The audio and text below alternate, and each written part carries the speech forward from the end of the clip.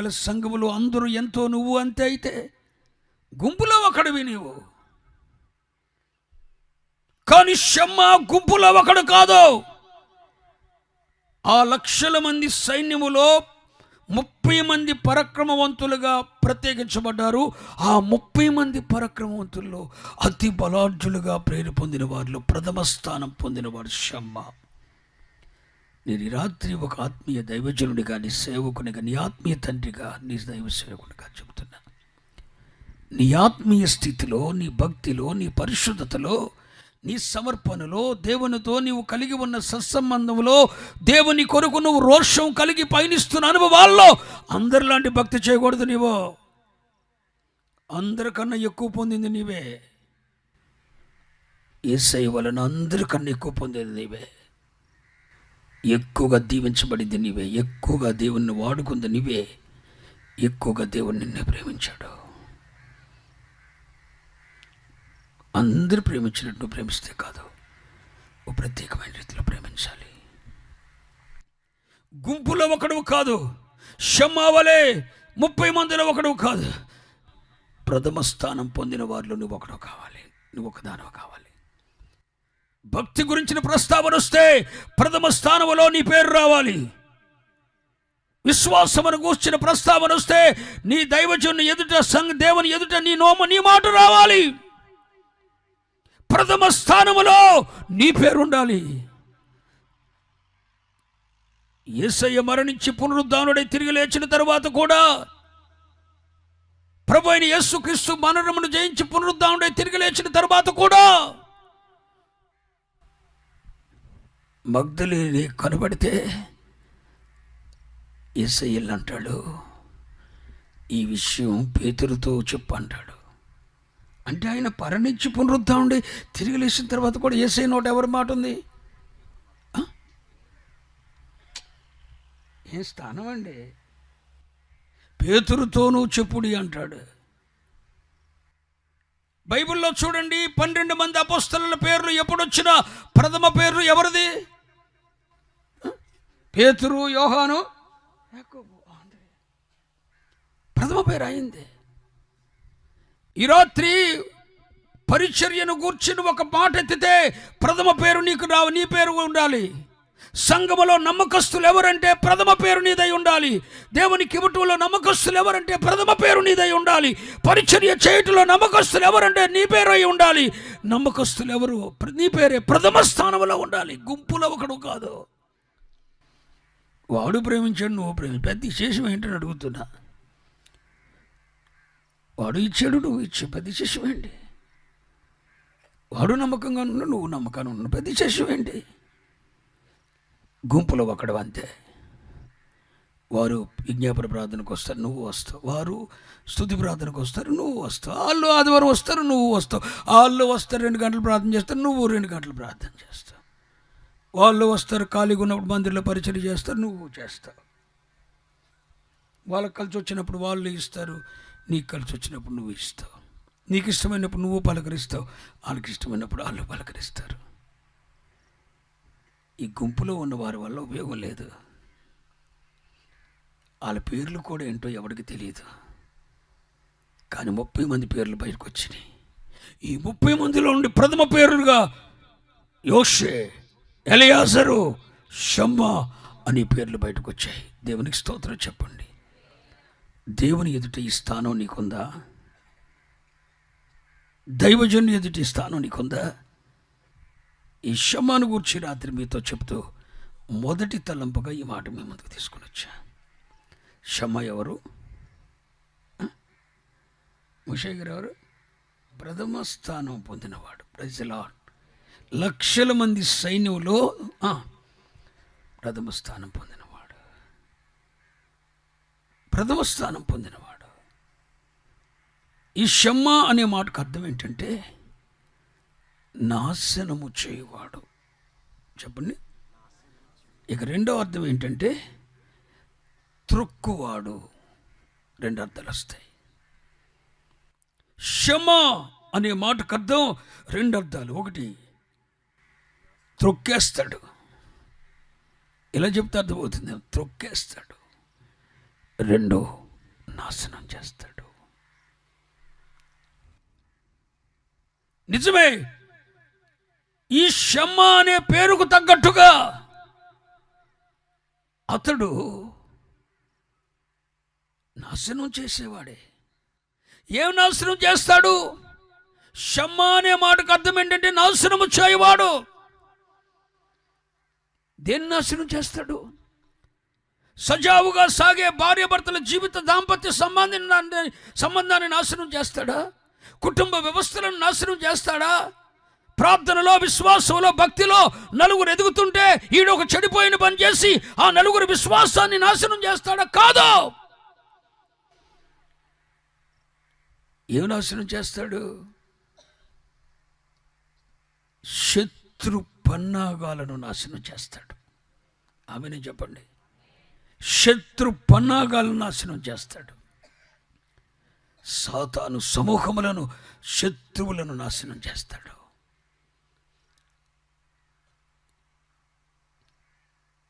దీనికి ఉదాహరణగా నిజంగా అతని పేరు తగ్గ జీవితం అతనికి ఉంది. ఏమి నాశనం చేశాడు? ఒక ఉదాహరణ ఇస్తాను. అవి అలసందల కోతకాలం. చేను బాగా పండింది, పైరు బాగా దిగుబడి వచ్చింది. అలసందల పంట కాలం. పైరు బాగా పండింది, దిగుబడి బాగా వచ్చింది. శత్రువులు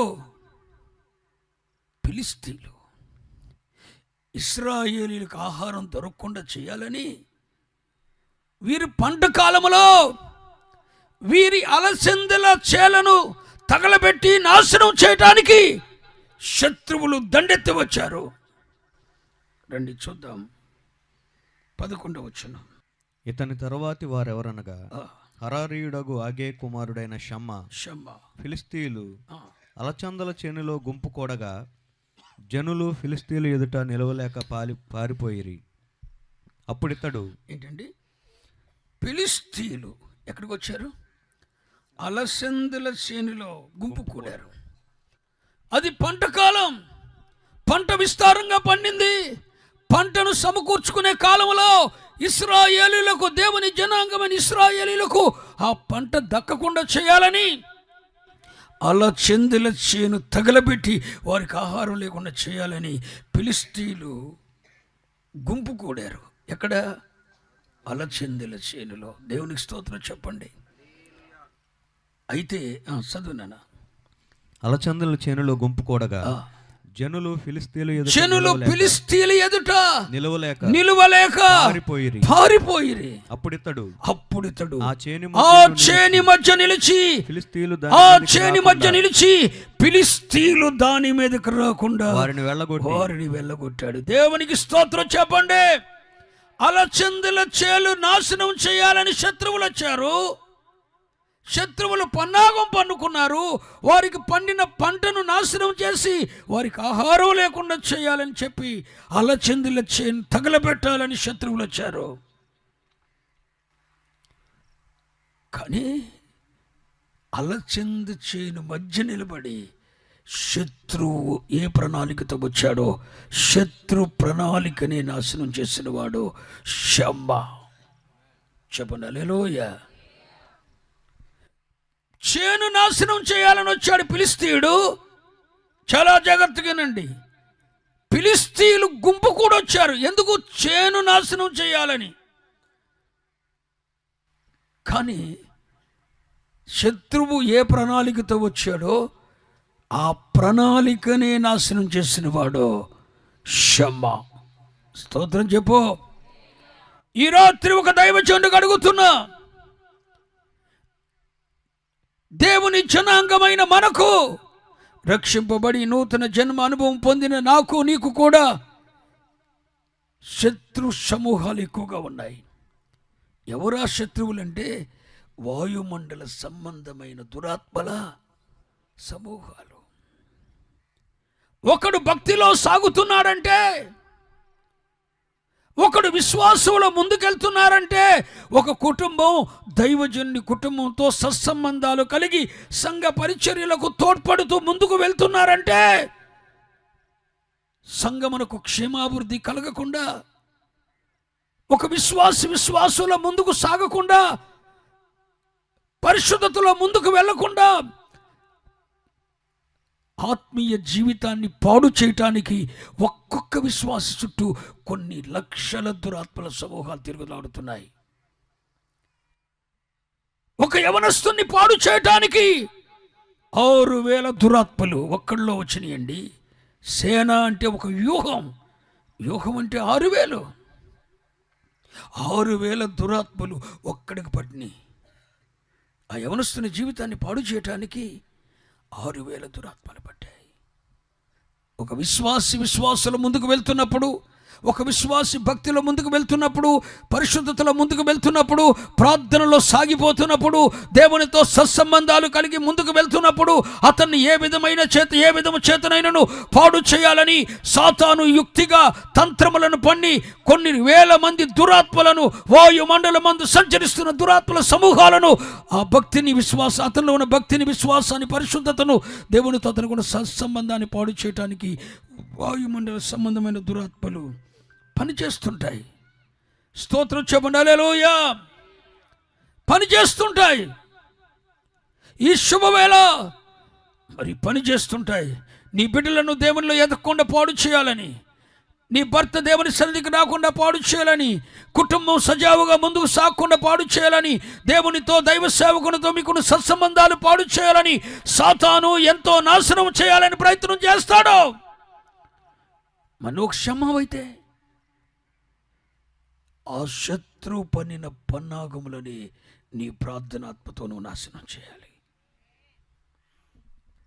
శత్రు పన్నాగములను నాశనం చేయాలి. ఎంతమంది సాతాను పన్నాగములను నాశనం చేయగలుగుతున్నారండి? నిన్నెక్కడికో తీసుకొని వెళ్ళాలని ప్రయత్నిస్తాడు. దేవునికి ఇష్టం కాని తావుల్లోకి తీసుకొని వెళ్ళాలని, దేవునితో సత్సంబంధాన్ని పోగొట్టాలని, ఉపదేశ క్రమం కాకుండా నీ ఇష్టానుసారంగా నువ్వు బ్రతికేటట్లు చేయాలని సాతాను 100 రకాల ప్లాన్లు వేస్తాడు.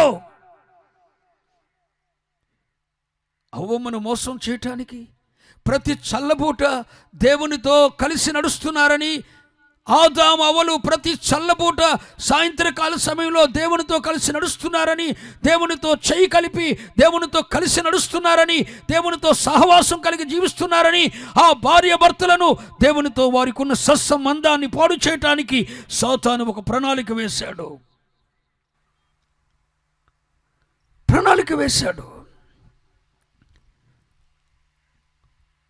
చూచుటకు రమ్యమైన, తినుటకు ఆహారమునకు మంచిదైన ఒక పండు తీసుకుని వచ్చి అవ్వ ఎదుట పెట్టాడు. ఇది చూడు ఎంత రమ్యంగా ఉందో,